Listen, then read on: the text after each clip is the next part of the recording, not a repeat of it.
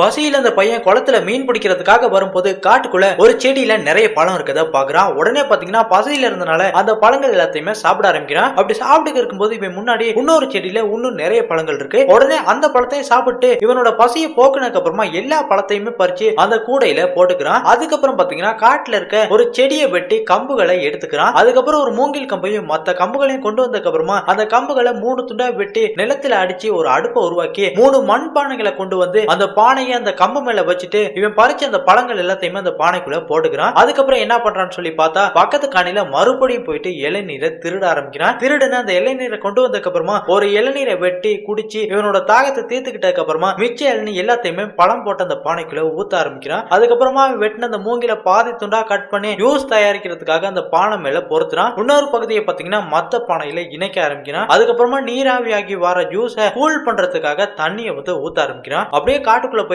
காஞ்ச விறகுகளை கொண்டு வந்து அந்த அடுப்பையுமே நல்லா கொழுந்து விட்டு எரிய வைக்கிறான். அப்படியே பாத்தீங்கன்னா அடுப்பும் நல்லா எரிஞ்சதுக்கு அப்புறமா பழ ஜூஸ் அந்த பைப்பு வழியா வர ஆரம்பிக்குது. அதுக்கப்புறமா பழ ஜூஸ் ஒரு கப்புல புடிச்சு நல்லா குடிக்க ஆரம்பிக்கிறான். அப்படி குடிச்சதுக்கு அப்புறமா போதையில அந்த இடத்துல படுத்து தூங்க ஆரம்பிக்கிறான்.